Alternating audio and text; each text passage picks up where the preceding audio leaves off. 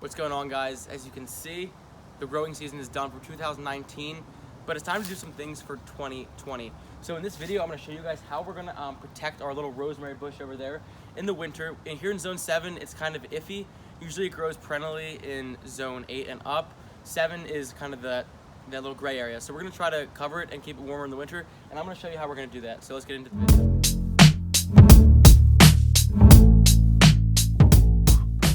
You guys are going to see here, I left some our Tabasco pepper plant up as an experiment, and you know, it's been pretty warm. It's been above freezing for the most part here, but we had a cold snap that just killed these plants. So just to show you how cold it's gotten and how everything's so dead. But this rosemary, if we come over here, now we planted this from seed in the spring.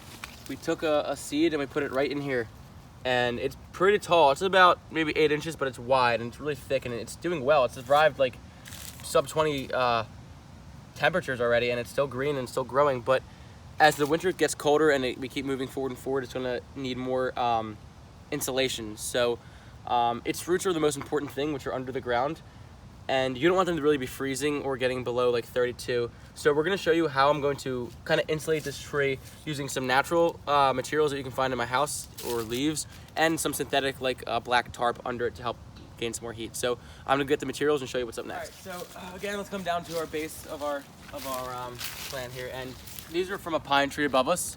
So you can see the pine tree up there. Show them the pine tree. So these are all the pine needles that it drops in the winter time, and these are actually very acidic, which is going to be good for the plant in the spring. It'll actually add some nutrients. So what I'm going to do here is, you guys can use leaves from fallen trees as well. You guys can use mulch, a lot of mulch. You guys can use wood chips, which is basically mulch. You can use a lot of different materials that are going to keep insulating it. So the first step I'm going to do here is I'm just going to throw this all under here. Just stuff it all under the plant. All these leaves, stuff it real nice under this plant here to help it kind of be insulated from frost and freezing temperatures. Now this is just a cheap way to insulate, but it works really well. Okay, now that we have that done, and I would suggest mulching also, but now that we have that done, we have a big black heavy trash bag right here. And this is going to absorb a ton of heat. This is going to get really hot. So what I'm going to do is here, I'm going to cut a hole around here, put it over the base of my plant, let the heat reflect up on it, and let it keep the root temperature warm. So I'm going to cut this hole, and we'll be right back. We have this big trash bag. We got our little hole. You don't want to make the hole too big, because it'll then leave too much gaps in between where the roots hit. I'll show you in a second. Come here. So once you got your hole with your trash bag, you're going to try to lay it over here. And you're just going to take these branches and just tuck them all up in here, like so. All the branches inside of the above the tarp, because if you keep them below the tarp, they will go dormant and probably die.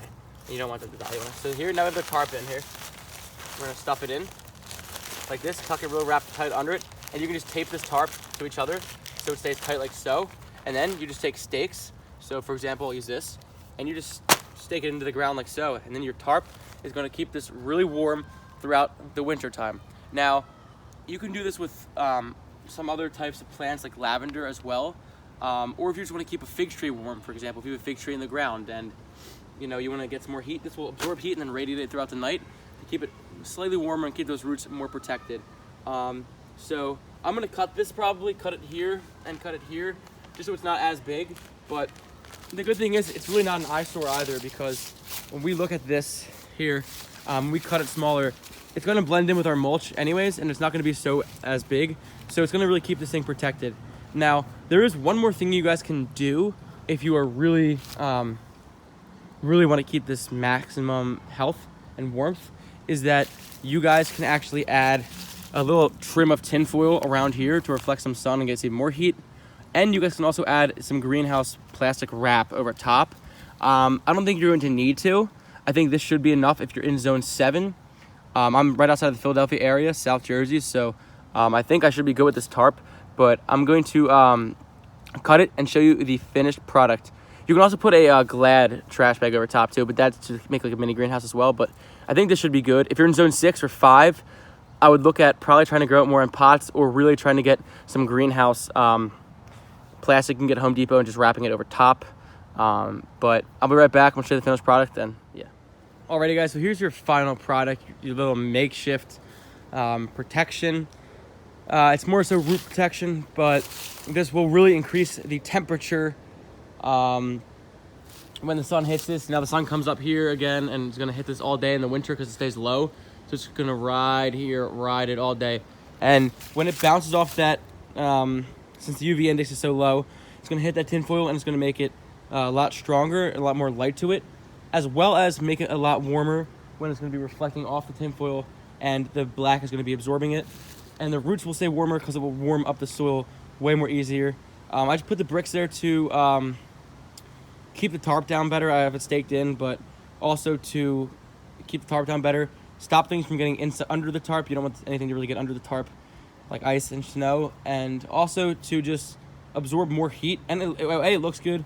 And B, too, also because it will actually absorb more heat. I mean, very minuscule amounts, but it will absorb more heat in theory and release that back out in the nighttime. So in zone 7, that's how I'd protect it.